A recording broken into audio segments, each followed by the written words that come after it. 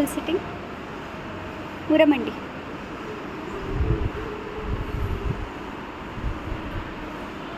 ह्याच्यामध्ये इथे पिन लावायला पाहिजे, सेफ्टी पिन. इकडे एक पिन लावायची. फॅनला जिथे प्रेस बटन आहे तिथे पिन्स लावायचे, गोल्डन पिन. आणि इथे पण हे पण साईडला घेऊन इथे आणि हे असं धरून इथे साईडला पिन लावतो. प्रेस बटन असले तरी पण त्याच्या विश्वासाला राहू नका, कारण प्रेस बटन कधी सुरू शकतो. मुलांचं मुलं डिस्टर्ब होते डान्स करताना, ते लोक फॅन करतात.